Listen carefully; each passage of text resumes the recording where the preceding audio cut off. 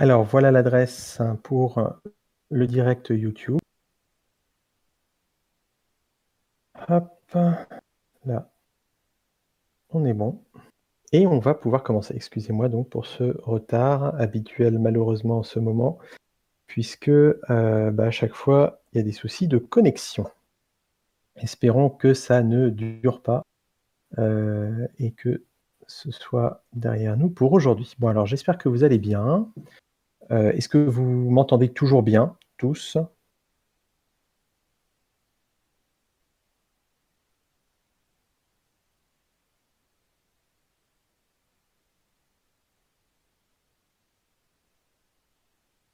Parfait. Alors, j'espère que ça s'est bien passé ce matin, puisque normalement ce matin vous aviez enfin, je dirais, votre, partiel de base de données ce matin. Il n'y a pas eu de soucis particuliers, avec les QCM, avec, l'ENT, Moodle, puisque je crois que vous faisiez un QCM sur Moodle. Tout a fonctionné? Ah,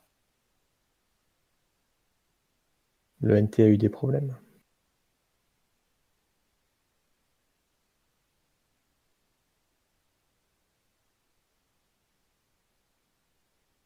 D'accord.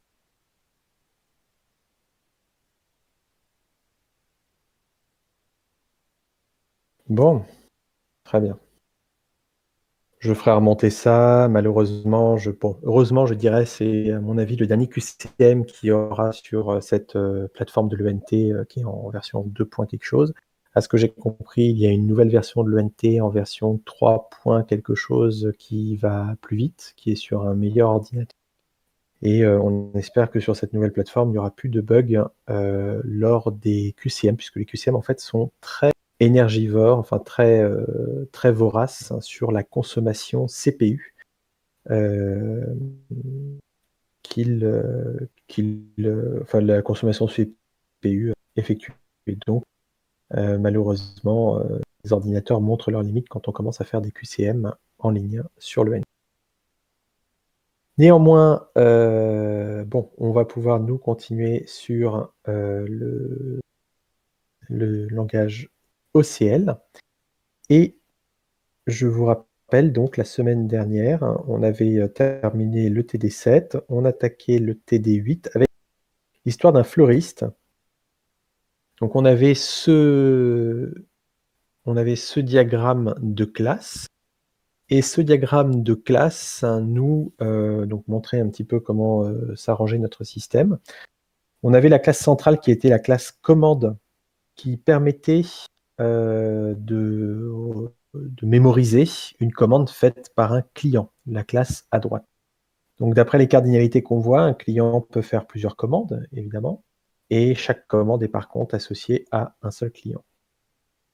Une commande est associée à un vendeur qui, réalise, la commande, qui en fait l'encaisse, la commande et la commande consiste en des bouquets. Les bouquets peuvent être soit faits par un prestataire, soit faits par un vendeur. Voilà et chaque, bouquet est associé à une seule commande, ce qui veut dire que l'on, identifie de façon unique chaque bouquet, même si les bouquets sont constitués des chaque bouquet est identifié de façon unique pour être associé à une seule et même et les commandes, donc peuvent intégrer plusieurs. Voilà, notre schéma et on avait une première question, les questions qui demandent si ce que vous aurez à faire, dans hem, contraintes OCL, données et il faut les exprimer en langage courant. Ah oui, effectivement. Alors si vous m'entendez mal, bah, alors des fois il y a quand même des petits sauts. Hem, Si vous m'entendez mal, n'hésitez pas à faire un tour sur YouTube. Le temps, je dirais que ça se stabilise un peu. Moi de mon côté, je vois que la est plutôt bonne.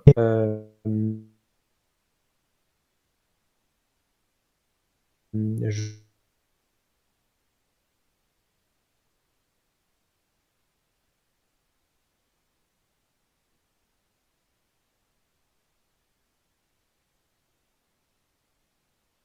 Je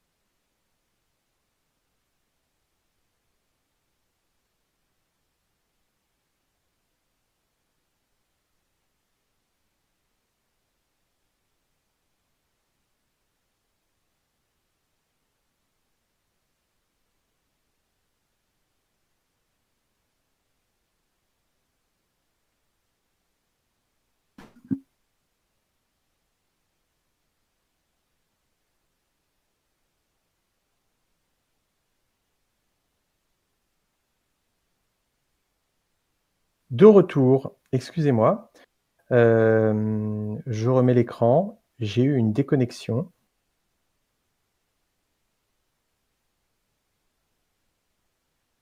Voilà. Je pense que je vais devoir relancer le stream sur YouTube.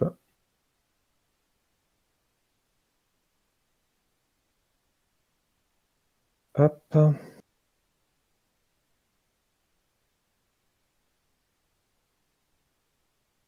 Bah, c'est bon. OK. Là, c'est bon. Le stream YouTube ne s'est pas coupé. OK, vous allez peut-être m'entendre mieux puisque je viens de déceler un petit truc de synchronisation Google Drive qui était en train de s'exécuter, je sais pas pourquoi, donc j'ai coupé. Je sais pas pourquoi Google Drive s'est réveillé maintenant. Maintenant, ça devrait aller mieux. En tout cas, je vois que tout est bien connecté. Si jamais ça revenait à se déconnecter, je passerai entièrement sur, YouTube, comme la dernière fois, puisqu'en général, ça fonctionne un petit peu mieux. Néanmoins, maintenant, ça devrait pour le moment, ça a l'air d'être plus stable. Donc, je croise les doigts pour que ça continue comme ça. Est-ce que vous m'entendez tous bien? Oui. Parfait, merci. Alors je vais continuer ce que je disais, donc le fleuriste. Le fleuriste, donc un vendeur de moins de 18 ans ne peut pas confectionner de bouquet. Donc ce que l'on va dire, c'est qu'on va se placer dans la classe vendeur et dans cette classe vendeur, on va regarder donc l'âge du vendeur. Donc ça n'est pas une bonne idée d'avoir un attribut âge pour un vendeur, mais ça c'est pas grave, on nous a donné les choses comme ça et on va dire que si le vendeur a moins de 18 ans, eh bien, il n'est pas relié à une seule commande sur ce lien-là. Alors ce lien-là représente en fait les commandes réalisées par un vendeur, donc les commandes encaissées. On acceptera juste qu'un vendeur de moins de 18 ans utilise ce lien-là pour les bouquets qu'il confectionne. Donc il suffit de dire que le vendeur, eh bien, quand on recherche les commandes qu'il a associées, donc c'est le mot commande avec un C minuscule, eh bien, ceci est vide. Et pour ça, eh bien, on vérifie que la liste commande est bien vide. Voilà. On avait utilisé un if then, on pouvait aussi utiliser évidemment une application. Alors pour le B. Pour le B, on va se mettre dans le contexte, hop, bah, il faut déjà que je lise le B. Ah voilà. Un client est gold. Alors d'abord, pardon, question. Pourquoi ce n'est pas une bonne idée d'avoir un attribut âge pour le vendeur, d'après vous? Parce qu'il faut l'update tout le temps. Exactement, son âge va changer, voilà. Donc ce n'est pas une bonne idée puisqu'il va falloir passer son temps à le mettre à jour chaque année. Ça n'est donc pas, en tout cas vous avez dû voir ça en base de données, c'est le principe des formes normales. Quand vous avez une base de données qui suit la première forme normale, c'est que entre autres, hein, les champs de ces données n'évoluent pas, de façon régulière. Donc par exemple, on n'a pas de champ âge. Donc ici, ce qu'il faudrait pour le vendeur, c'est avoir un champ, date naissance, quelque chose comme ça, qui soit de type date et ensuite on pourrait avoir âge de type integer et on a bien précisé ici que âge était un paramètre dérivé, enfin un champ dérivé, ça veut dire qu'il est calculé à partir d'un autre champ. Et ici, il sera calculé à partir du champ date naissance et de la date du jour. Voilà. Donc ce n'est pas ce qu'on a ici, mais c'est juste pour être bien d'accord que ça, c'est le genre de choses qu'il ne faut pas faire sur une base de données ou sur une implémentation de classe. Alors maintenant, on nous parle de gold. Donc gold, on voit que c'est un attribut dérivé de client. Donc ce n'est pas un champ qu'on peut décider vrai ou faux. C'est un champ que l'on va, calculer à partir d'autre chose. Et ce que l'on calcule, c'est qu'il est gold s'il et seulement s'il a passé 10 commandes ou plus en 2016. Donc, étant donné que c'est un attribut dérivé, on va commencer donc notre contrainte OCL en disant qu'on se place dans le contexte gold, donc gold de client.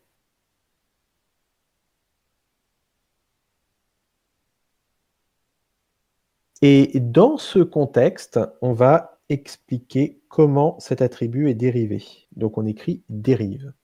Et maintenant, on veut dire que ça, c'est égal au fait qu'il a passé au moins 10 commandes en 2016. Alors, première question, comment va-t-on faire pour compter, ou en tout cas pour récupérer les commandes réalisées en 2016 par ce client?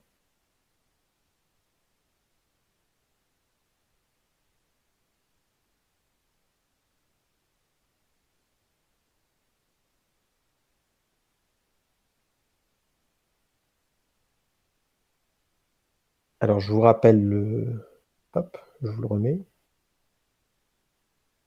Voilà, on veut récupérer les commandes réalisées en 2016. Tout à fait, c'est bien ça. Alors, ce sera commande sans S, en tout cas, pour bien suivre la nomenclature qu'on s'était donnée, qui est de dire que si le rôle n'est pas défini, n'a pas de nom, et si le rôle n'est pas nommé, c'est alors le nom de la classe sans majuscule. Alors, on va faire un select sur commande, puisqu'on est dans la classe client. De la classe client, on accède aux commandes en mettant commande. C'est donc une liste, puisque la cardinalité des commandes est étoile. On peut faire un select qui nous permet donc de sélectionner parmi la liste commande un sous-ensemble de commandes qui suivent un certain test. Ce test, quand on fait le select, on est en glissement de contexte, donc on se place dans la classe commande, et dans la classe commande, on a directement accès à année commande. Et on va pouvoir sélectionner ainsi année commande 2016. Tout à fait. Alors là, on récupère ainsi toutes les commandes réalisées en 2016 par notre client. Donc on aura commande,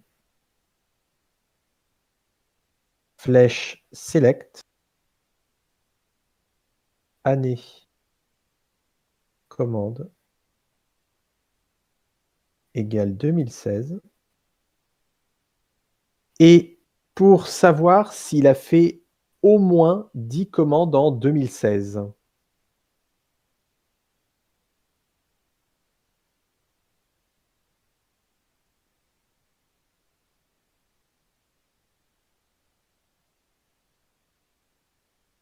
Voilà. On rajoute sur ça, qui est donc, ça c'est une liste de commandes.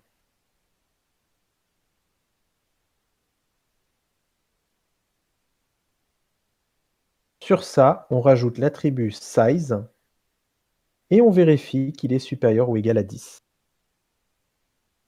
Voilà, oui, avec les parenthèses. Et on obtient ainsi, on voit si le client a au moins 10 commandes. Alors si maintenant on souhaitait faire quelque chose d'un tout petit peu plus «dynamique» entre guillemets et qu'on voulait dire qu'un client est gold, si il a passé au moins 10 commandes l'année dernière. Alors ça, si vous avez ce genre de questions à un moment donné, il faut s'interroger sur de quoi va-t-on avoir besoin pour savoir s'il a passé au moins 10 commandes l'année dernière. De quels outils auriez-vous besoin pour ça? Ou de quelles fonctions, de quels éléments auriez-vous besoin pour vraiment écrire qu'il doit avoir passé 10 commandes l'année dernière? Là, c'est un exercice un peu différent, c'est vous qui allez devoir On a expliciter. besoin de la date actuelle. On a besoin de la date actuelle, tout à fait, donc on pourrait dire que c'est un mot-clé, on pourrait dire c'est today, une fonction today, et on pourrait avoir la date actuelle. Donc ça, c'est la façon la plus globale d'y arriver. Et pour récupérer l'année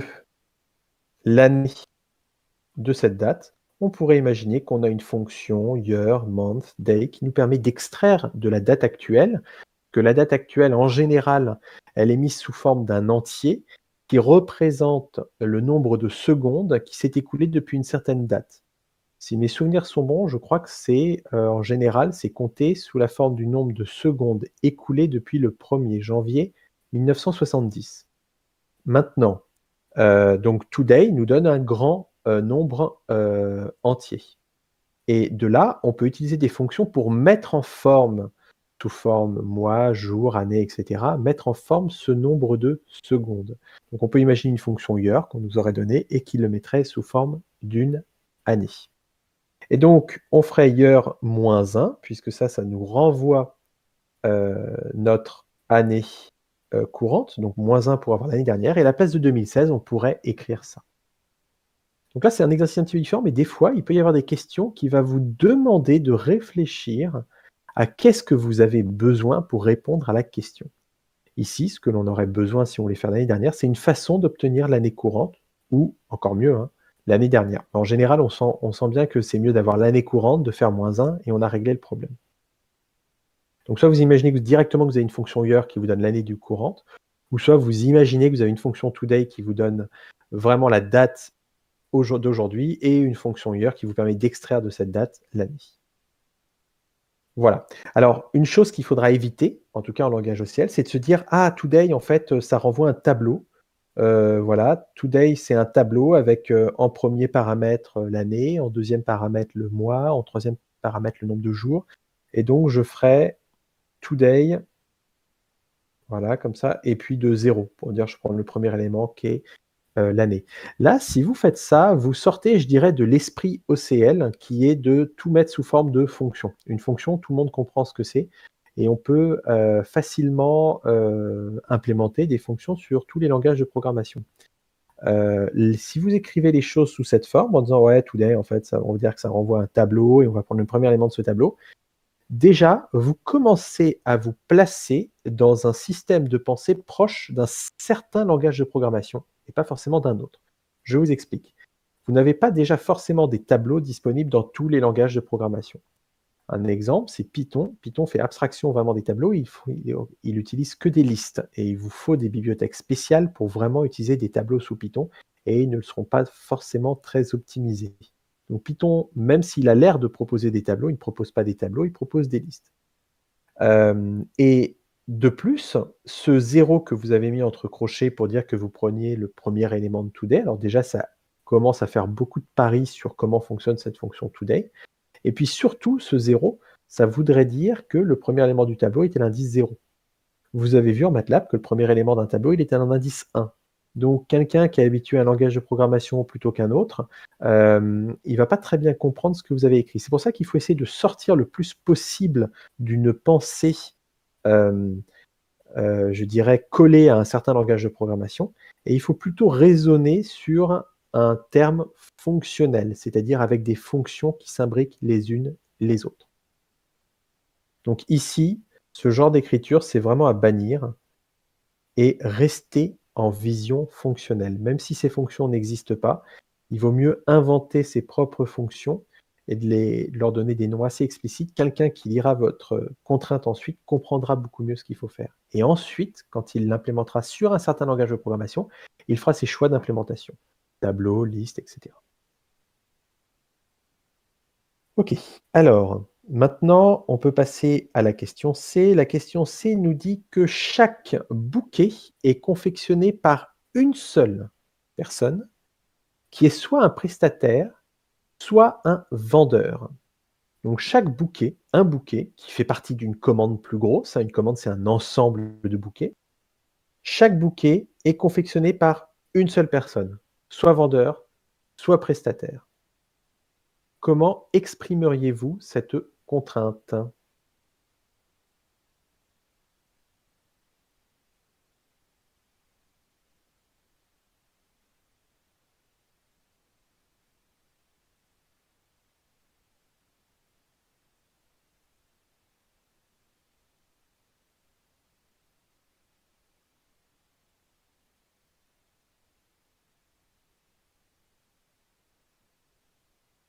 Se mettre dans le contexte bouquet.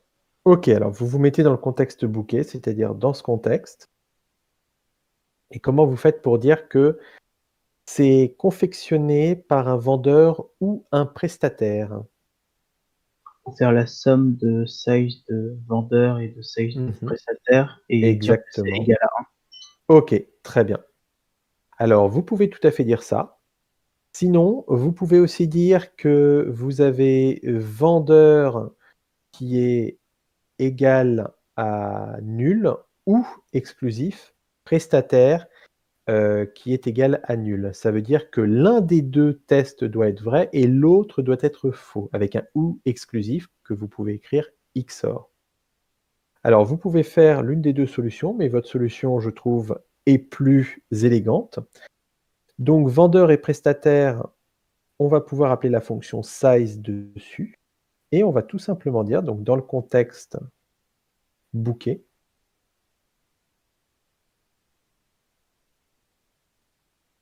c'est un invariant ici, et on va dire qu'effectivement, vendeur flèche size plus prestataire flèche size est égal à 1. Donc il n'y en a qu'un seul qui a fait le bouquet. Est-ce que ça va pour tout le monde cette contrainte? N'hésitez pas, si ça n'est pas le cas, à poser une question. Bon, ça a l'air d'aller. Donc on peut passer à la, toc, toc, toc, à la D. Donc le prix d'une commande est au moins égal à 130% du coût de la commande si elle a été entièrement confectionnée par des vendeurs du magasin et au moins égal à 150% du coût de la commande si des prestataires extérieurs ont participé à l'élaboration d'un bouquet. Ah, Le plus est exclusif. Alors excusez-moi, là, ça n'a pas été peut-être clair. Ici, c'est pas un ou. Ici, c'est vraiment un plus, c'est une addition. Puisqu'on est sur des entiers, puisqu'à chaque fois, on fait des additions de size. Si je voulais faire un ou, donc un ou, j'aurais mis le mot-clé OR, ou XOR, si c'est un ou exclusif. Comme je disais, si je voulais faire un XOR ici, ce serait vendeur égale nul, XOR prestataire égale nul. Pour dire que l'un des deux, mais pas les deux, est nul. Sinon, là, j'utilise simplement l'addition. Alors, maintenant, j'ai cette histoire de coût du bouquet, enfin du prix du bouquet. Voilà, le prix d'une commande. Donc le prix d'une commande, on l'a ici, ça c'est le prix. Et ici, le coût, c'est vraiment ce qu'elle nous a coûté à fabriquer cette commande. Donc évidemment, le but, c'est que le prix soit supérieur au coût. Et on veut dire que le prix doit être égal à 130% du coût si tous les bouquets de la commande ont été confectionnés par des vendeurs. Et on veut dire que ça doit être égal à au moins 150% du coût si au moins un bouquet a été confectionné par un prestataire.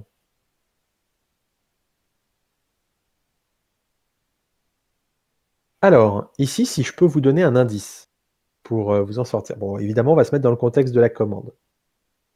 Et ce que l'on va faire, c'est qu'on va vérifier qu'il y a quelque chose de vrai pour tous les bouquets. Et on a un mot-clé qui nous permet de vérifier si quelque chose est vrai pour tous les éléments d'une même liste. Est-ce que vous vous rappelez le mot-clé qui permet de vérifier que quelque chose est vrai pour tous les éléments d'une liste?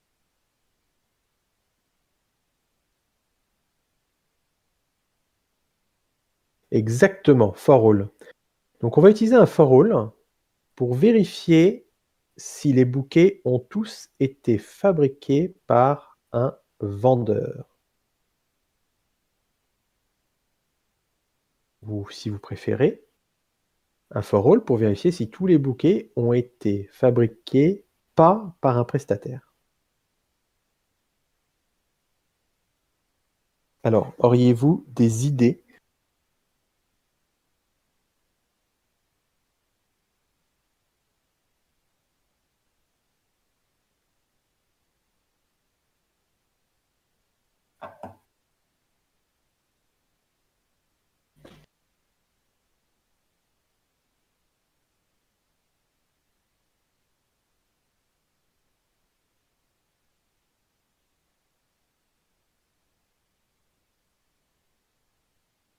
Ok, ça me va. Je vais retenir à ce moment-là cette solution. Donc, for all, un bouquet. Alors, bouquet flèche for all, vendeur flèche size égale 1. Ça va nous permettre donc de vérifier que les bouquets sont faits par, que les bouquets d'une même commande sont tous faits par des vendeurs. Donc, on va se mettre dans le contexte. Cette fois-ci, c'est le contexte commande. On a un invariant, et cet invariant, ça va être de dire, donc, on a bouquet flèche for all. Et là, donc, on a un glissement de contexte. Ça veut dire qu'une fois que j'utilise le for all, je ne suis plus dans le contexte bouquet, je ne suis plus dans le contexte commande, je suis maintenant dans le contexte bouquet. Donc, je suis là où j'ai entouré en noir. Donc maintenant, dans ce contexte, je peux accéder directement à vendeur en écrivant vendeur en minuscule. Et ce ne sera pas ce vendeur, celui responsable de l'encaissement de la commande que j'irai voir, c'est ce vendeur, celui responsable de la confection du bouquet que j'irai voir.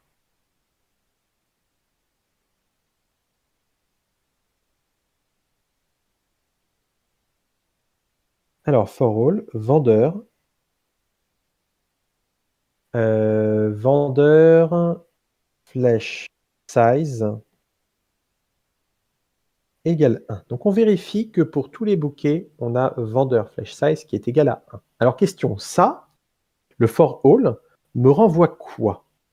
Ça me renvoie un entier, ça me renvoie une liste. Qu'est-ce que ça me renvoie?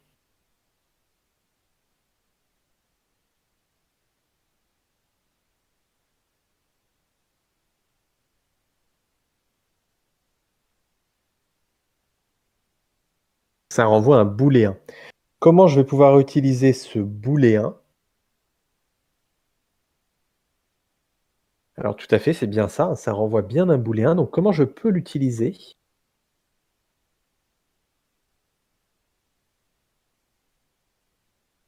Alors je peux l'utiliser avec un implies. Le problème, c'est qu'ici, je vais devoir dire si c'est bien ça, alors c'est 130 du prix de la du coût de la commande. Sinon, ça sera 150. Donc effectivement, le if ici sera plus adapté puisque je vais avoir un else qui va m'embêter. Enfin, pas m'embêter. Je vais devoir mettre un else. J'ai une autre condition. Si jamais ce booléen était faux, il faut que je propose une autre condition. Donc, je vais faire if bouquet nanani nanana, then. Et là, qu'est-ce que j'écris? J'écris prix supérieur ou égal à 1,3 fois coût. Et sinon, d'ailleurs, ici, on écrira plutôt ça. Prix supérieur ou égal à 1,5 fois coût. Et il me semble qu'à la fin, on met un end, c'est bien ça.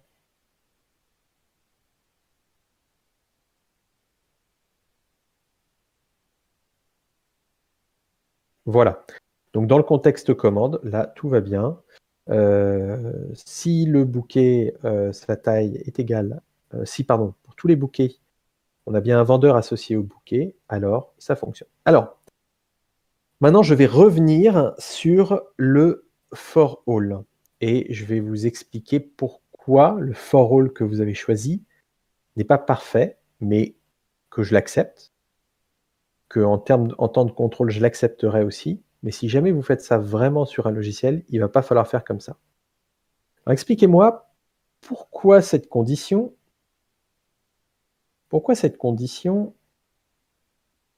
elle permet de dire que le bouquet n'a pas été fait par un prestataire extérieur.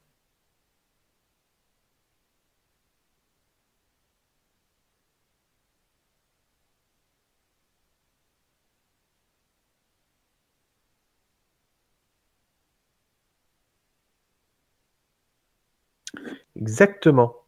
Grâce alors contexte, grâce à la contrainte plutôt, la contrainte précédente. Tout à fait. La contrainte précédente disait qu'un bouquet est soit fait par un prestataire extérieur, soit fait par un vendeur, mais pas les deux. Effectivement, là, si on dit que c'est fait par un vendeur, ça veut dire que c'est pas fait par un prestataire. Oui, mais les contraintes ne doivent pas dépendre les unes des autres. Mis à part dans un cas où ça devient très compliqué d'exprimer une contrainte et on se base sur une contrainte précédente.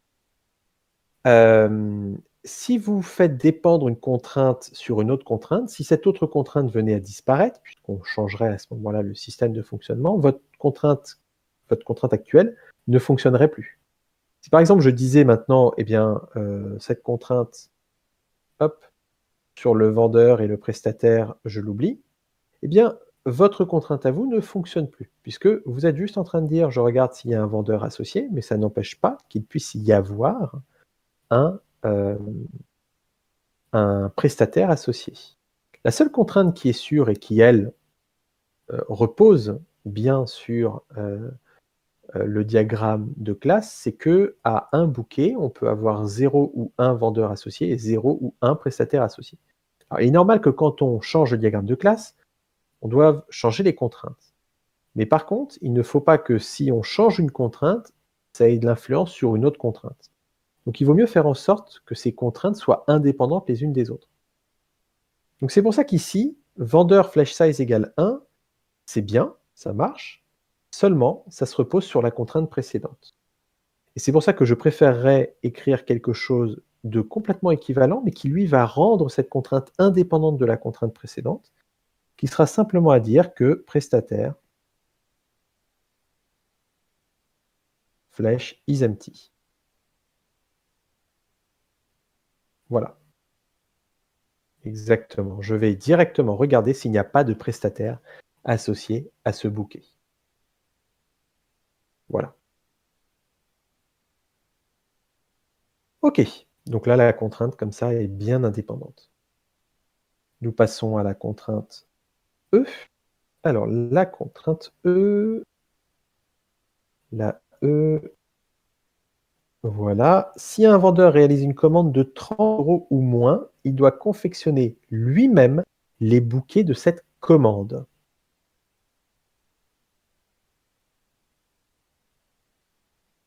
Donc il va falloir que pour toutes les commandes de 30 € ou moins, que le vendeur associé à cette commande soit le même que le vendeur associé au bouquet de la commande soit le même que le vendeur qui a encaissé la commande.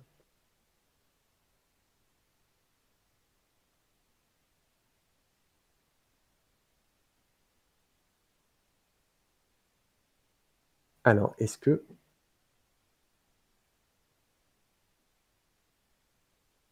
vous auriez des suggestions? Déjà, est-ce que vous voyez le mot-clé qu'on va utiliser ici? Pour vérifier que dans le cas où une commande... Alors déjà, dans quel contexte on se placerait? Étant donné qu'il faut voir si une commande fait 30 € ou moins, chaque bouquet associé à cette commande a été confectionné par notre vendeur.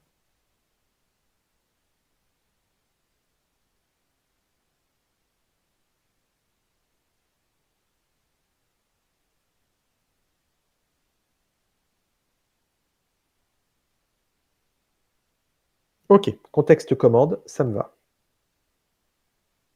Alors on se met dans le contexte commande.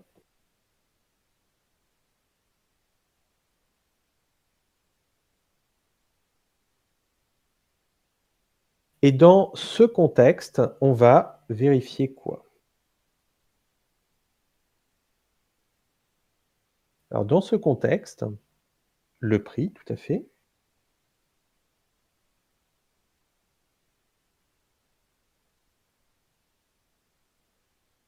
On vérifie le prix de la commande et qu'est-ce que l'on va vérifier? On va mettre un if, on va dire que si le prix est plus petit que 30 €, que va-t-on faire?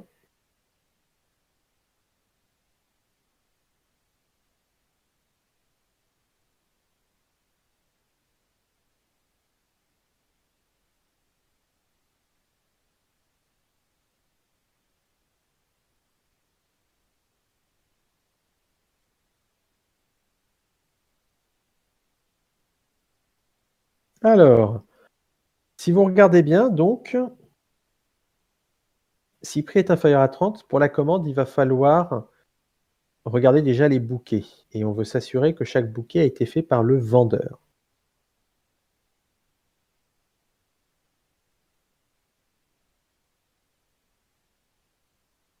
Donc, on ne peut pas dire que le vendeur, c'est le prestataire, il faut regarder, il faut bien vérifier que à chaque bouquet que l'on a, le bouquet est associé à notre vendeur.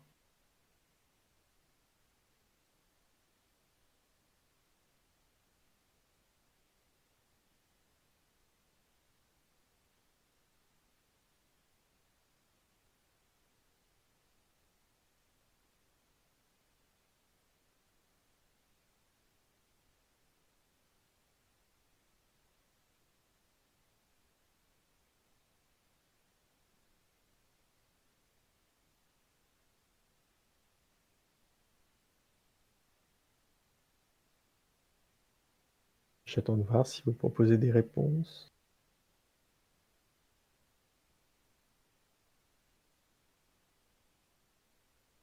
Exactement, ben voilà, c'est bien vu, bien vu.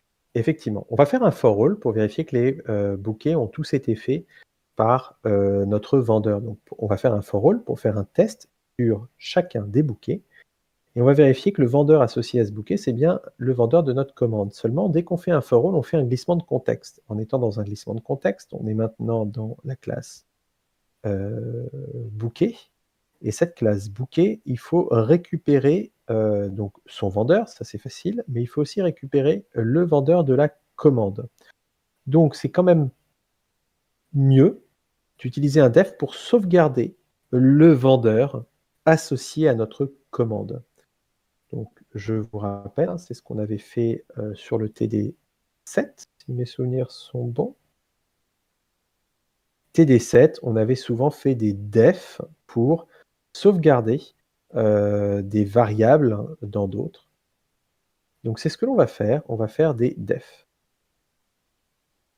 Donc ici, avant d'attaquer sur le inv, on va faire un def et on va dire que mon vendeur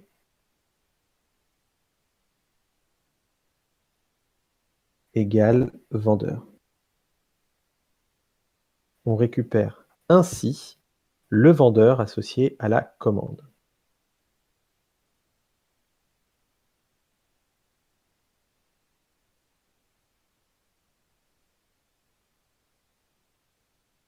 Alors, maintenant qu'on a récupéré le vendeur associé à cette commande, on peut tout à fait faire comme on me disait. Donc, pas besoin de déplacer.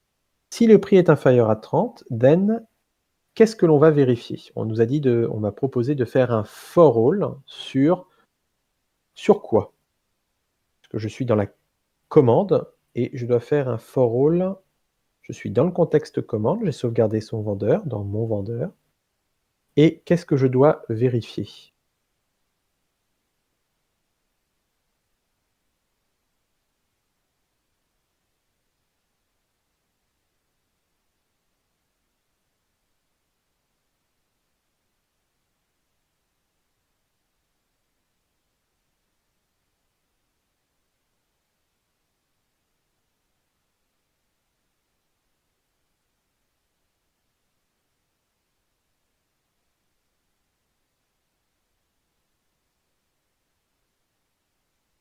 OK, bouquet flèche for all, vendeur également vendeur. Je suis tout à fait d'accord, c'est presque parfait.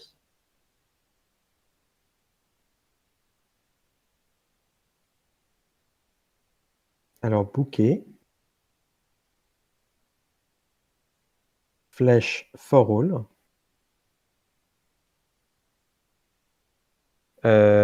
Vendeur égale mon vendeur.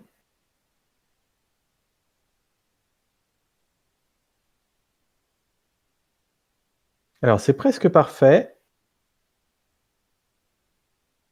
mais il manque une petite chose. Parce que là, votre contrainte est de nouveau en train de dépendre de la contrainte C, qui disait que soit c'était fait par un vendeur, soit c'était fait par un prestataire, mais pas les deux. Donc il va falloir ajouter quelque chose ici.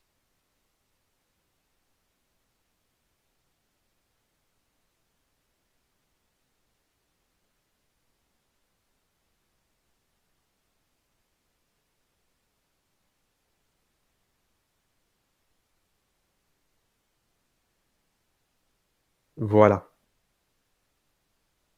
Et prestataire, flèche is empty. Voilà. Et là, donc, on a bien fait notre contrainte. Alors, on a un endif ici. On aurait pu remplacer ce if par un implies, puisqu'on n'a pas de else, donc là, c'est remplaçable. En tout cas, on vérifie que tous les bouquets associés à la commande, eh bien, quand le prix est inférieur à 30, hein, le vendeur est égal à notre vendeur, donc à mon vendeur, qui est le vendeur qui a encaissé la commande, le vendeur associé à la commande, et qu'il n'y a pas de prestataire. Maintenant, pour information, on pouvait oublier mon vendeur, on pouvait faire autre chose, puisque étant donné que quand on est dans bouquet, voilà, quand on est dans bouquet, on peut facilement revenir à la commande. Quand on est dans bouquet, on peut facilement revenir à la commande en faisant commande d'ici et ensuite on peut facilement revenir au vendeur. Donc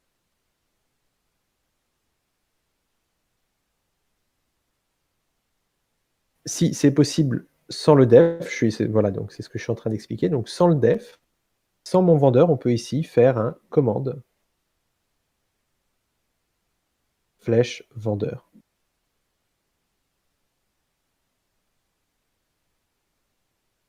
Et là, en fait, vous remontez à partir du vendeur du bouquet, vous remontez sur commande et sur vendeur.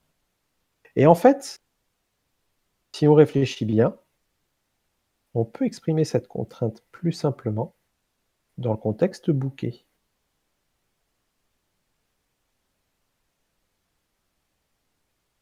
On pourra dire que si commande flèche prix est inférieur à 30, alors, et on va tout simplement dire qu'on doit avoir vendeur égale commande flèche vendeur et prestataire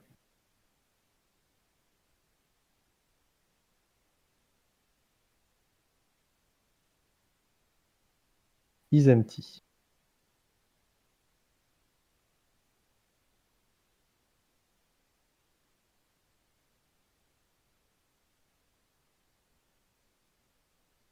Voilà.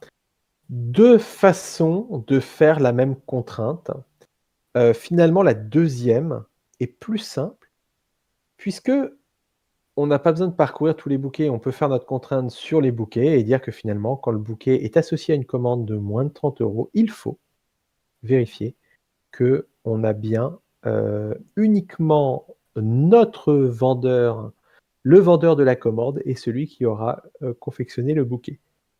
À savoir que si vous aviez un lien de navigabilité restreinte ici,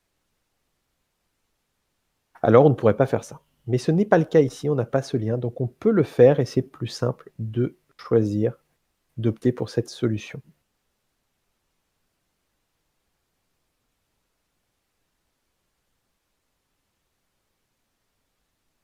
Voilà. Donc 2 façons de faire, avec une qui est plus simple, mais qui apparaît pas tout de suite à l'esprit, puisque comme le début de notre contrainte, on nous dit: «Les commandes de moins de 30 €», on se met tout de suite dans le contexte commande et c'est normal. Mais après, on se rend compte qu'on a plus de difficultés à aller voir les bouquets, que finalement, quand on est dans les bouquets, à aller voir le prix de la commande associée au bouquet.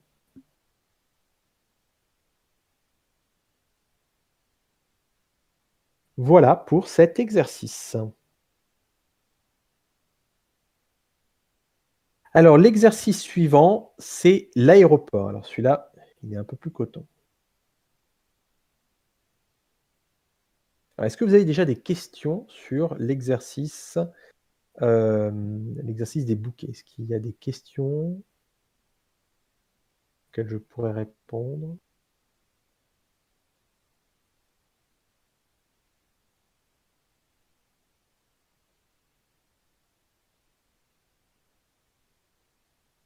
Ça a l'air d'aller?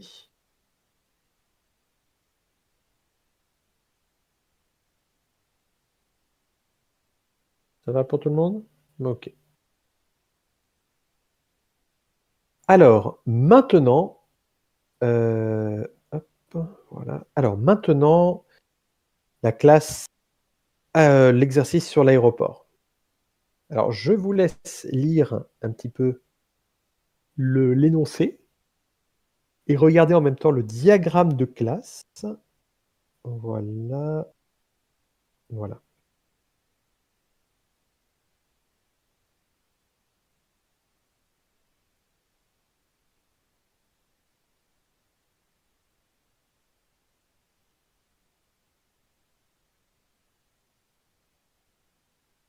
Alors ici, vous avez comme élément central le vol et la réservation. Ce sont les 2 classes à partir desquelles il faut faire la lecture de ce diagramme.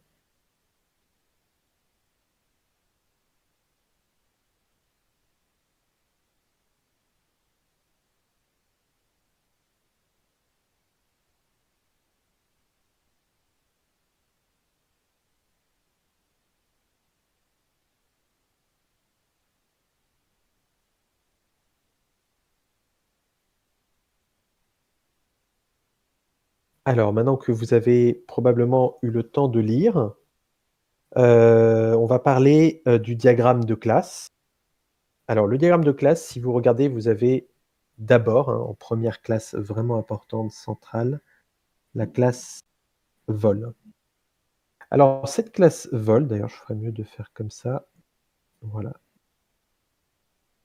Cette classe vol, elle va être reliée à d'autres classes. D'abord, donc la classe vol représente un numéro de vol avec une date de départ. Donc en gros, ça représente un unique vol d'avion. Ce vol est au départ d'un aéroport et arrive dans un autre aéroport. Donc pour ça, le vol est relié 2 fois à l'aéroport sous le nom de 2 rôles différents, le rôle départ et le rôle arrivée. Le vol est aussi lié à une seule compagnie, qui est, toujours le cas en fait. Quand vous avez un avion qui est lié à 2 compagnies, donc 2 compagnies se partagent un même avion pour un vol, vous avez 2 numéros de vol différents. Donc là, en fait, comme on a un numéro de vol dans le vol, on n'a bien qu'une seule compagnie liée à ce numéro de vol. Enfin, le vol est lié à un avion en particulier. Donc on imagine que les avions ne sont pas forcément eux-mêmes reliés aux compagnies. En tout cas, on associe les avions à un vol et un avion, évidemment, peut être associé plusieurs vols puisqu'on va garder ainsi l'historique des vols réalisés par l'avion. Alors maintenant, à côté de la classe vol, vous avez la classe réservation qui représente donc la réservation effectuée par un passager. Donc chaque réservation possède une date de réservation et un prix que la personne a dû, hem, payer. La fonction promouvoir, on s'en occupe pas trop, mais elle permet de faire passer quelqu'un heu, à une classe économique plus importante, une classe de voyage plus importante. La réservation est liée à un passager, donc c'est chaque réservation est à un passager. Évidemment, un passager, on gardera l'historique de toutes ses réservations. La réservation est associée à un vol, ce qui en fait pourrait être discutable, mais ici on simplifie la chose puisque quand on a des vols avec correspondance, on a une réservation qui va couvrir l'intégralité des vols de notre, voyage. Ici, ce n'est pas le cas, chaque réservation est associée à un seul vol. Et pour une réservation, vous avez un siège, donc c'est vraiment le siège physique dans l'avion, donc identifié par son numéro de ligne, son numéro de colonne et l'avion. Donc c'est pour ça que siège et avion sont reliés. Le siège est identifié à l'avion sur lequel il est placé.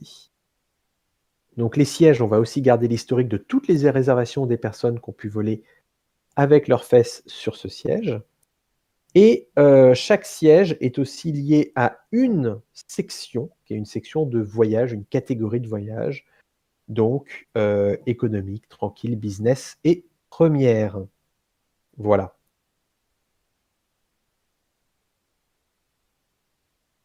Donc voilà la description de ce diagramme de classe qui se fait donc, sur surtout 2 classes, principales. Et maintenant, nous allons passer, eh bien, aux questions.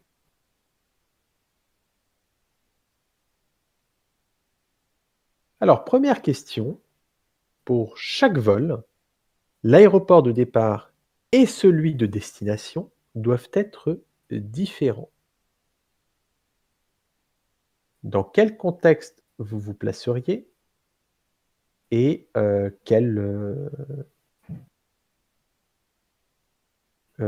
comment vous exprimeriez cette contrainte? Contexte vol, Oui, arrivée, différent de départ. exactement. Vous faites contexte vol et arrivée différent de départ. Donc je remets le diagramme, voilà. Vous vous mettez dans la classe dans le contexte vol et vous vérifiez bien que votre aéroport d'arrivée est différent de votre aéroport de départ. Hop, donc je me mets ici et j'écris, oups, exercice 2.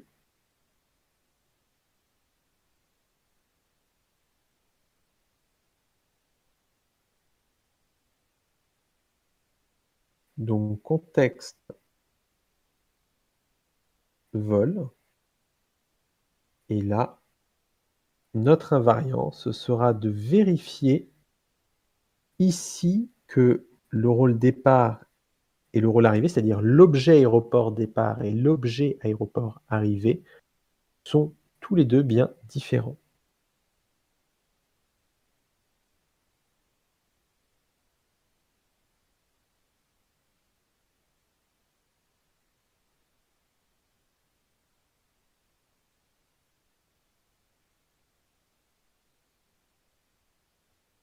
Hop, hop.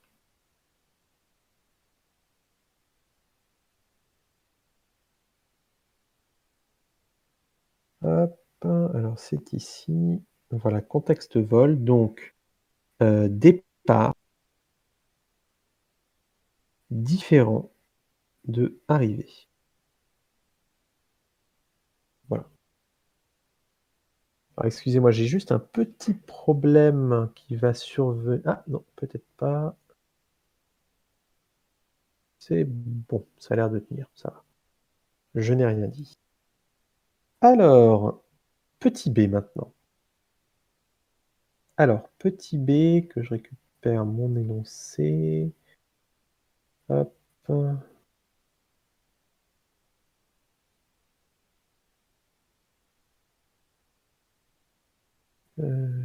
C'est ici.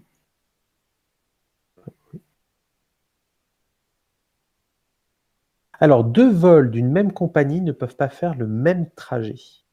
L'aéroport de départ ou l'aéroport, d'accord, bon là, faut que d'accord, de destination, doivent être différents.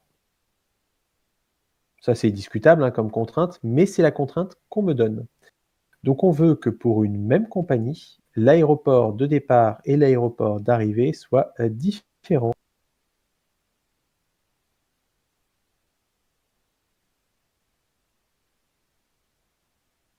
Se mettre dans le contexte vol. Ok, ça me va aussi. On fait un define vol. Ok, vous feriez un define vol. Vol 1 égale vol. Ok. Alors, dans le contexte vol, qu'est-ce que vous voulez définir exactement comme... En fait, je veux dire que si le vol qu'on regarde actuellement est égal, la compagnie est égale à... Enfin, si jamais c'est la même compagnie. D'accord, donc le vol que vous regardez maintenant, vous voulez vérifier par rapport à un autre vol, c'est ça? Oui. Ah, d'accord. Donc vous allez utiliser un all instance. C'est votre stratégie. Ou allez-y, dites-moi à ce moment-là ce que vous... Alors, on pourrait faire un define. Donc, j'écrirai mon vol égale self. Donc, je sauvegarde mon vol. Et ensuite,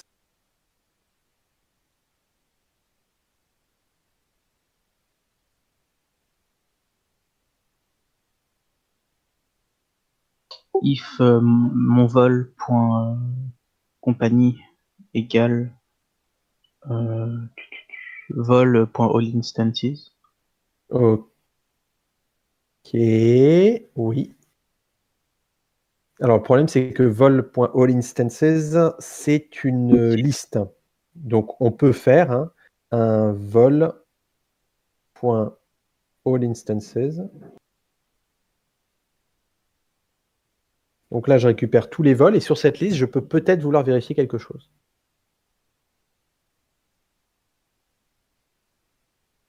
Je veux que quelque chose soit vrai sur cette liste.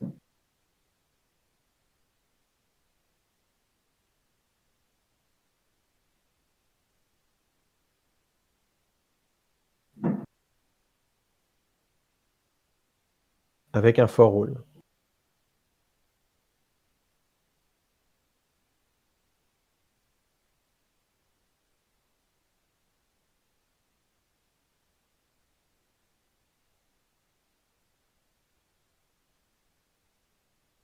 Alors celui-là, il n'est pas facile. Ce qu'on va vouloir dire, c'est que si on regarde tous les vols, à ce moment-là, pour tous, il faut que la compagnie soit différente ou que donc la compagnie soit différente ou que l'aéroport de départ soit différent de l'aéroport d'arrivée de mon vol.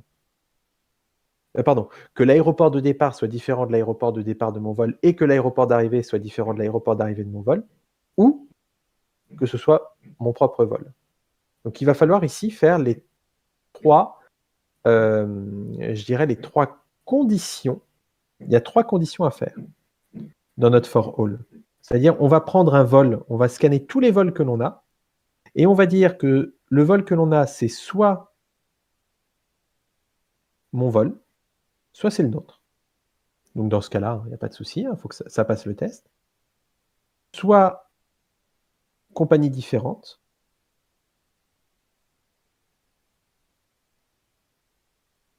donc soit compagnie différente, soit, donc ça veut dire que dans ce cas-là, si j'arrive au troisième soit, hein, c'est que ça n'a ni répondu avec mon vol, ni répondu avec compagnie différente, donc ça veut dire que c'est pas mon propre vol, c'est la même compagnie, donc je dois vérifier que départ différent et arrivée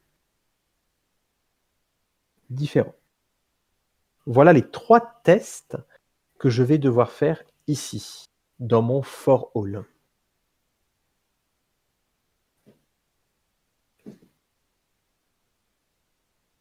Voilà les trois tests dans le for all. Alors je dégage les tests sur le côté et on va essayer de les écrire. Comment j'écris déjà que le vol que je suis en train de regarder est égal à mon vol?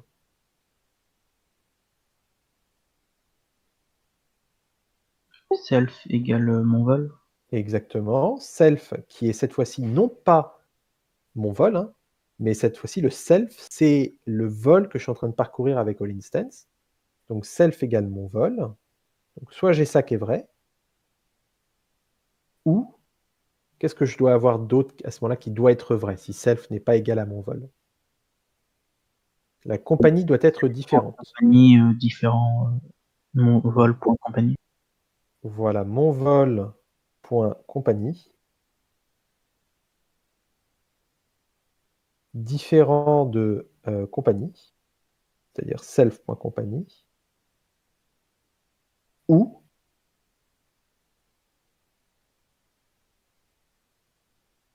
donc si le premier test n'a pas rendu vrai, c'est-à-dire que c'est pas mon vol. Si le deuxième test n'a pas répondu vrai, ça veut dire que c'est la même compagnie. Donc je dois lancer le troisième test. Si par contre un des deux tests que je viens de faire a répondu vrai, le troisième, je m'en fiche, il pourra se faire, mais l'intégralité de mon booléen sera vrai, puisque ce sont des ou, et donc le for all, il va passer. Donc là, je suis en train de faire trois tests avec un ou, il faut qu'au moins l'un des trois soit vrai pour que la contrainte soit considérée correcte sur cet objet vol parmi tous les objets vol que j'ai.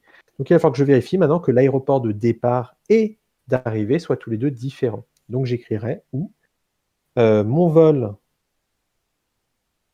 point départ, puisque le rôle de l'aéroport de départ associé à un vol s'appelle départ, différent de départ. Donc je vais mettre ça. Et mon vol.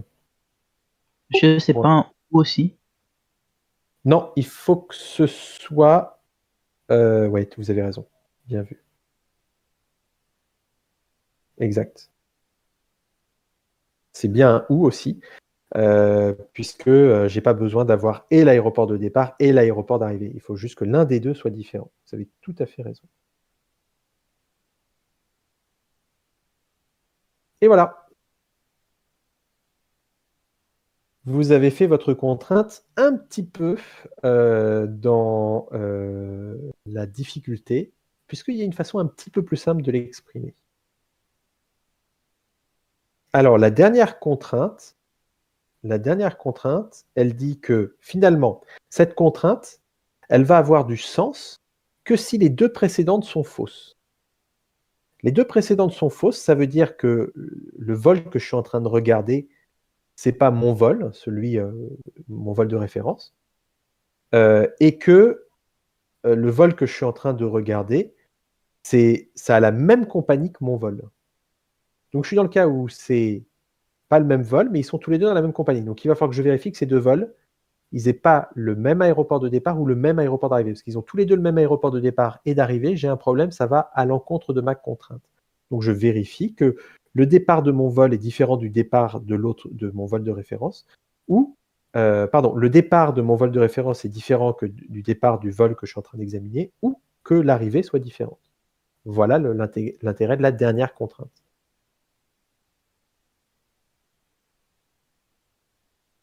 Donc ici, hein, je dois en fait le but, hein, c'est de vraiment vérifier que, si 2 vols sont dans la même compagnie, ils ont pas le même aéroport de départ ou pas le même aéroport d'arrivée. Donc ma contrainte là, je vais devoir l'exprimer un petit peu différemment parce que je vais dire: «Bon, bah, d'accord, j'ai mon vol, c'est le vol de référence» et je scanne tous les vols qui existent et tous ces vols-là, bah, alors soit c'est mon vol à moi, parce que parmi tous les vols qui existent, il y en a un, c'est justement le même vol que le mien, c'est le même objet, donc je vérifie, bon, bah, soit c'est le mien et dans ce cas-là, c'est bon, ça passe.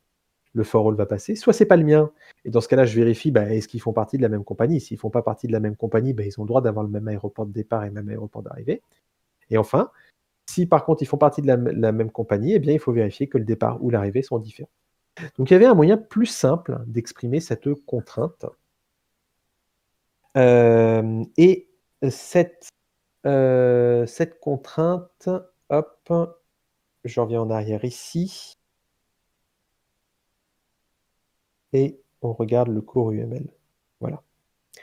Le cours UML, à un moment donné, vous avez ce genre de chose qui a été donné dans un exemple.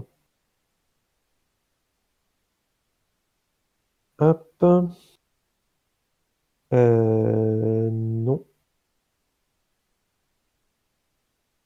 toc, toc, toc, toc. Voilà, c'est ici. Vous pouvez vous pouvez faire directement un all instance et parcourir les éléments 2 par 2 et non pas un par un. Ici, on a parcouru avec notre for all les éléments de vol un par un. Mais on peut les parcourir 2 par 2. Alors,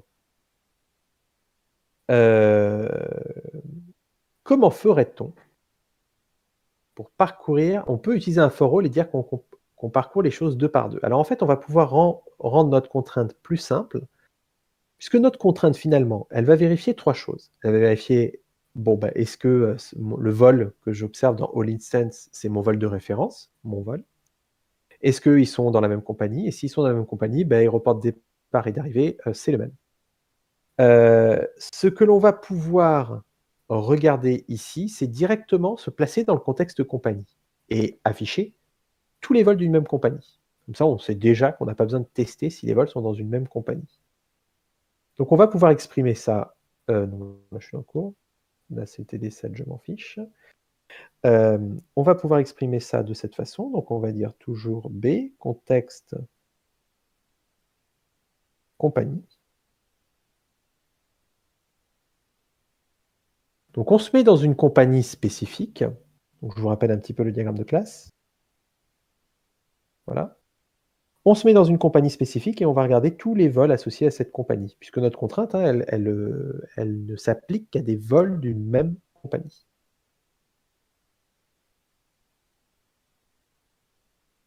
Donc là, dans cette compagnie, j'ai un invariant et je vais vouloir dire que vol, donc là c'est les vols, la liste des vols associés à une même compagnie, for all.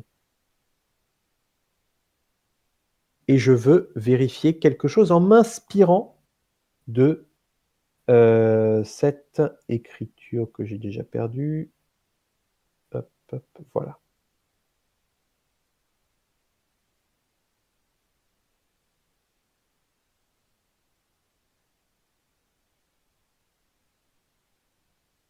Alors, comment je ferais pour dire, bah voilà, là j'ai ma compagnie, J'ai regardé tous ces vols et je veux vérifier que pour tous ces vols, je veux vérifier que, ils n'ont pas le même aéroport de départ et aéroport d'arrivée. Voilà, alors V1, V2 2 points vol, tout à fait. Oui, c'est hop, voilà. Donc V1, V2 2 points vol, V1 différent de V2 implique que V1 départ différent de V2 départ ou que V1 arrivée différent de V2 arrivée. C'est tout à fait ça. Merci, on peut faire ça. Donc V1, V2 2 points vol. Alors le 2 points vol est pas forcé, ici puisqu'il est assez explicite, puisqu'on sait déjà qu'on est en train de parcourir une liste de vols. Voilà. Donc en tout cas, par contre, ce qui est important, c'est de dire si V1 est différent de V2, puisqu'on en fait, ce qu'on va faire, c'est qu'on va prendre tous les vols associés à une compagnie et encore tous les vols associés à la même compagnie et on va faire un produit cartésien. C'est-à-dire, on va faire toutes les combinaisons de paires possibles. Donc à un moment donné, on va bien faire des paires avec le même objet. Donc on doit l'exclure de notre test. Donc on dit si V1 est bien différent de V2, alors ça implique que V1 départ est différent de V2 départ ou V1 arrivée est différent de V2 arrivée.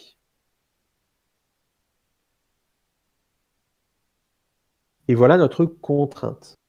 Donc, en la réexprimant de la sorte, on évite d'avoir le def à faire pour sauvegarder mon vol. On évite d'avoir un all instance qui nous jette tous les vols sans faire de filtrage. Finalement, là, en se mettant dans compagnie, on récupère tous les vols associés à une même compagnie. Et de toute façon, comme c'est un invariant, il devrait être vrai pour tous les vols d'une même compagnie et toutes les compagnies de notre système. Voilà. Donc les deux sont corrects, hein. Néanmoins, le deuxième est un peu plus simple, un peu plus court que le premier et un peu mieux construit, ne serait-ce qu'en termes de test, puisque là, on va restreindre notre ensemble de vols aux vols d'une même compagnie. Alors qu'ici, on est en train de dire qu'on prend tous les vols et on va tous les scanner. Et ce scan, on va vérifier que, voilà, on a une telle contrainte sur ça. Donc en fait, finalement, en termes de complexité, la deuxième expression est un peu mieux construite. Alors maintenant, la question nous dit que si un avion a plus de 300 places, chaque classe composant l'avion doit avoir entre 20 et 100 sièges.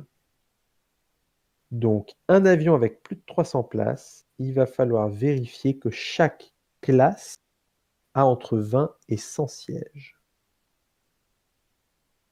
Alors attention, hein, on nous a pas dit que les 4 classes devaient être, présentes. On nous a dit que si l'avion a plus de 300, c'est là. Si l'avion a plus de 300 places, il a un certain nombre de classes et ce qui doit être vrai, c'est que chacune des classes qui composent l'avion doit avoir entre 20 et 100 sièges. Donc un avion est relié à un siège, il est relié aussi à des sections, c'est les fameuses classes.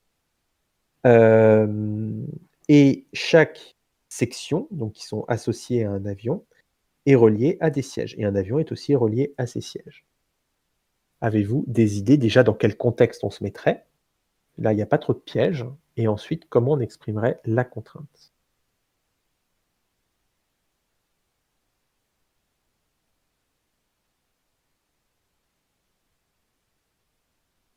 Contexte avion. Alors, on se mettrait dans le contexte avion. OK, ça me va.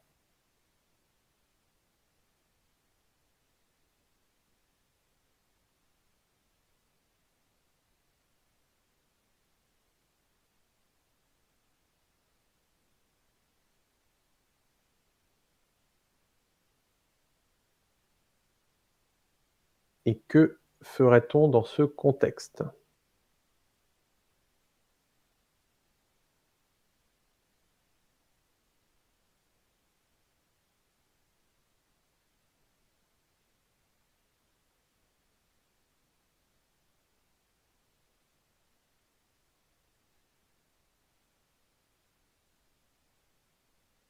Alors, on vérifie que si le nombre de sièges est supérieur à 300, ça implique que pour toutes les sections associées donc à l'avion, voilà, je suis en train de lire la contrainte qu'on m'a écrite, eh bien, le nombre de sièges, cette fois-ci, c'est pas le nombre de sièges associés à l'avion parce qu'on fait un glissement de contexte dans la section. Donc, le nombre de sièges associés à la section est supérieur à 20 et plus petit que 100. Voilà. Et sur ce genre de contrainte, on comprend vraiment l'intérêt du principe du glissement de contexte qui permet d'exprimer des contraintes de façon bien plus simple, en fait, que si on n'avait pas ce principe de glissement de contexte. Donc, je suis d'accord avec ça. Alors, excusez-moi, je vais devoir débrancher un truc puisque alors, l'image va couper, mais elle va revenir, ne vous en faites pas.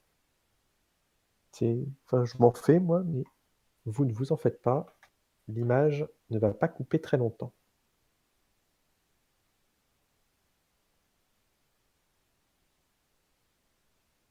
Hop.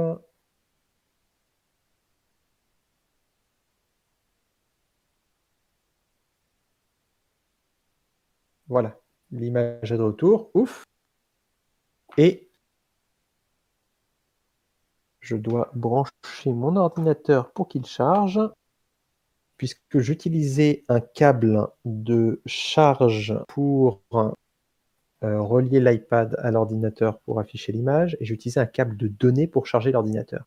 Et donc, Apple étant assez regardant sur les câbles, ça ne chargeait pas bien l'ordinateur, puisque le câble était sous-dimensionné.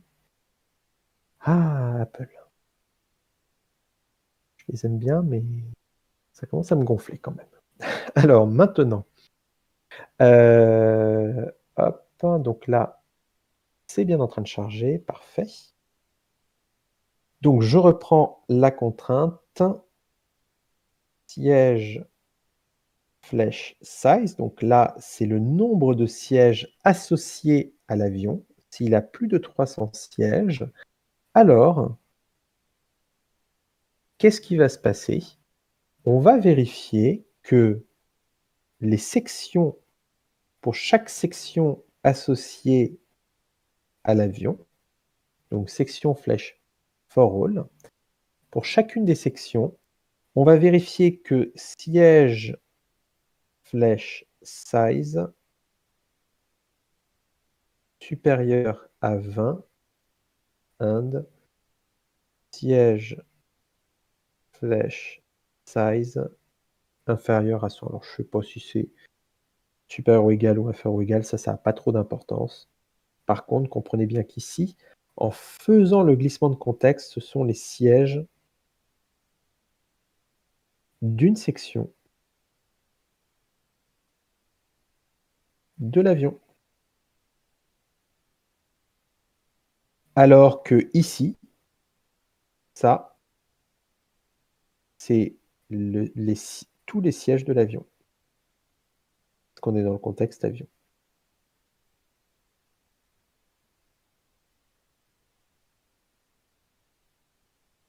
Donc, le glissement de contexte bien pratique.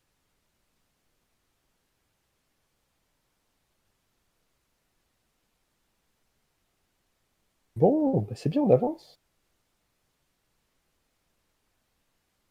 Les avions de type A380 ont forcément une première classe. Ah, je vais faire disparaître le petit... Voilà, c'est bon. Donc, les avions de type A380 ont forcément une première classe.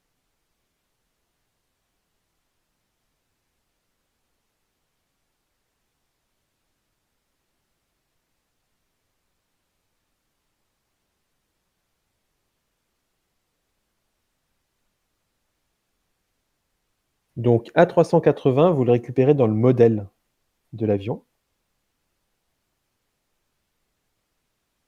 Donc, le modèle, on va dire que ça doit être A380, qui, pour l'information, sera bientôt un modèle terminé, puisque les A380 ne seront bientôt plus construits et que les compagnies se débarrassent de leur A380 petit à petit.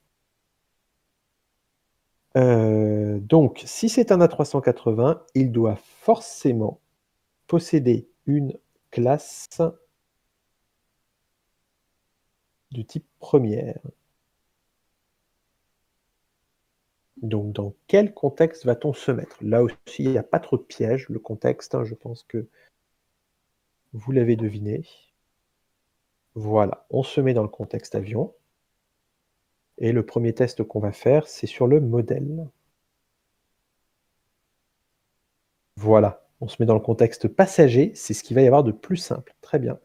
Je mettrai ça pour le contrôle. Vous forcez à utiliser un contexte complètement à la ramasse pour voir comment vous vous en sortez. Mais je suis sûr que des fois, je sais d'expérience passée euh, que, euh, que si que je sais d'expérience passée que des fois, on me sort des contextes mais complètement extravagants.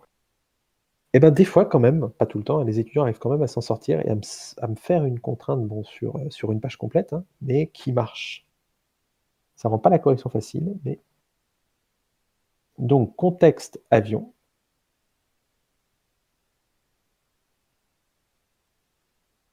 Voilà.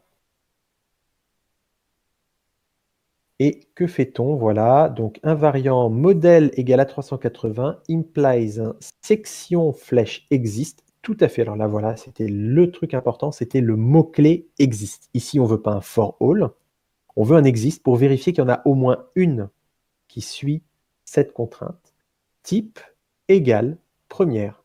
Et ben, c'est parfait. Alors, presque parfait, en fait. Donc, modèle égale à 380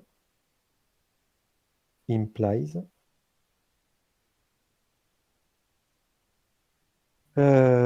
implies section flèche existe.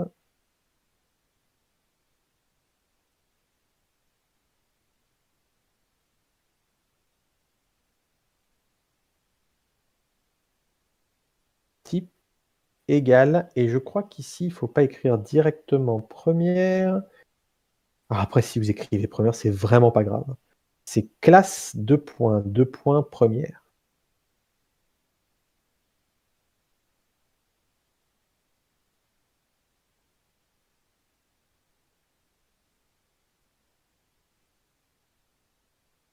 Pour dire l'élément dans la classe classe, donc dans l'énumération classe, le type première. Voilà.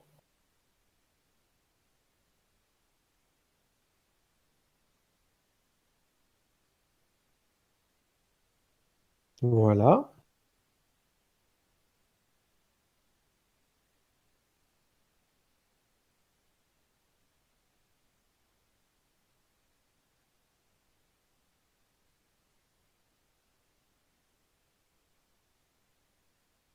Je constate avec étonnement que, que mon iPad affiche on est mardi 9 janvier, qu'il est 9h41. Je ne sais pas ce qu'il me raconte, mon iPad, mais là, bon.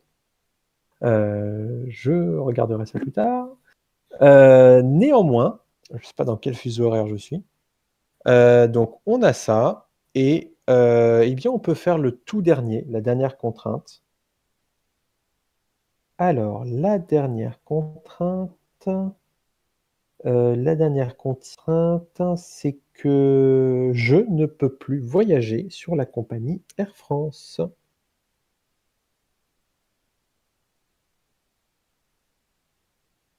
Alors, comment feriez-vous la contrainte que je ne peux plus voyager sur la compagnie Air France? Vu que les deux contextes sont très éloignés, il faudrait utiliser all instances, non? Alors, les deux contextes sont très éloignés entre passagers et compagnie, c'est bien ça? Oui. Alors, je suis d'accord, mais all instance, ça va être un petit peu difficile parce que vous voulez quand même qu'il y ait un lien entre le passager et la compagnie. Il faut vérifier que le passager n'a finalement pas de réservation associée à cette compagnie. Alors, soit vous pouvez partir de la compagnie. En fait, là, regardez le raisonnement. Soit vous partez de la compagnie et pour rejoindre le passager, il va falloir aller sur les vols associés à la compagnie, ça fait une liste à gérer.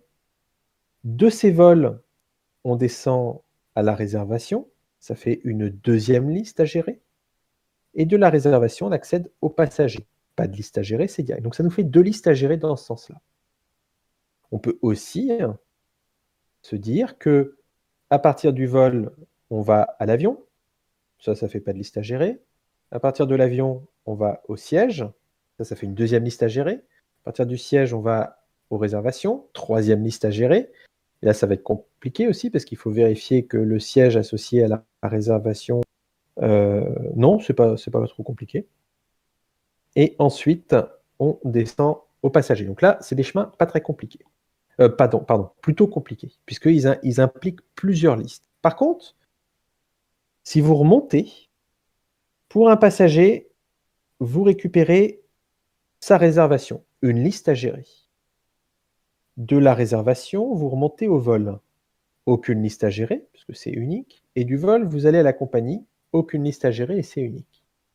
Et encore mieux, parce que vous voyez, en fait, le but, c'est de trouver un chemin qui permet d'aller d'un objet à un autre et qui nous fait le moins possible de listes. Et en fait, si on s'y met bien, si on s'y prend bien et que finalement on se met ni dans compagnie, donc là c'était le chemin à partir de passagers que je vous montrais, finalement, si on se met dans la classe réservation, à partir de cette classe, pas de liste à gérer pour accéder aux passagers et pas de liste à gérer pour accéder à la compagnie. Et malgré qu'ils soient éloignés, on va pouvoir éviter les fonctions sur les listes, on a un accès direct. Donc là, ce petit travail de s'amuser à se placer quand on a des, donc effectivement, comme vous faisiez remarquer, quand on a des classes qui sont éloignées sur le diagramme de classe, ce petit travail de trouver un chemin qui passe le moins possible par des listes, c'est-à-dire par des 0n, mais qui passe le plus possible par des objets directement accessibles, donc des 1, et de trouver la classe qui permet d'accéder soit aux 2 éléments, soit à l'autre élément en passant le moins possible par des listes, eh bien, ça permet de trouver le contexte où on fera le moins, je dirais, qui sera le plus pratique, où il y aura le moins d'efforts, le moins de complexité dans notre expression de contrainte. Et ici, finalement, on voit que à partir de réservation, on accède directement aux passagers et directement à la compagnie. Et donc, on va pouvoir exprimer notre contrainte très clairement en se mettant bien dans le bon contexte, le contexte de réservation, qui est à mi-chemin, entre guillemets, de passagers et de compagnie. Donc ici, je vais écrire la contrainte ici directement. Contexte et réservation.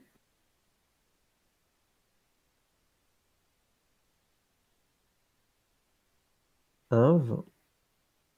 Donc ici, on va aller directement regarder passager. Donc passager, flèche, point, nom égale Chaussard et passager point prénom égale John.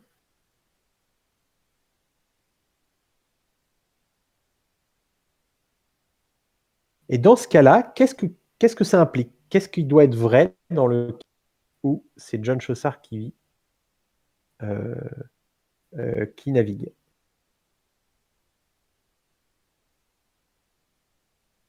Implies vol.compagnie.nom différent de. C'était Air France. Voilà, exactement. Implies vol.compagnie.nom différent de Air France.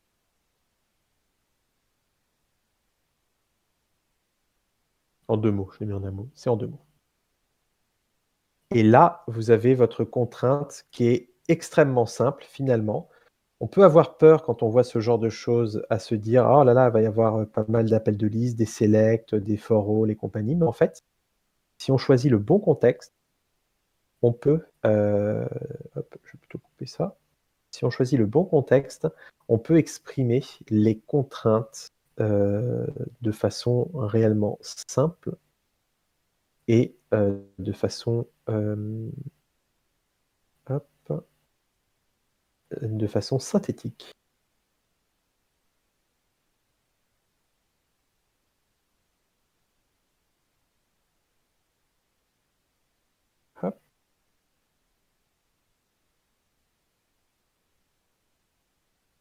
Et voilà.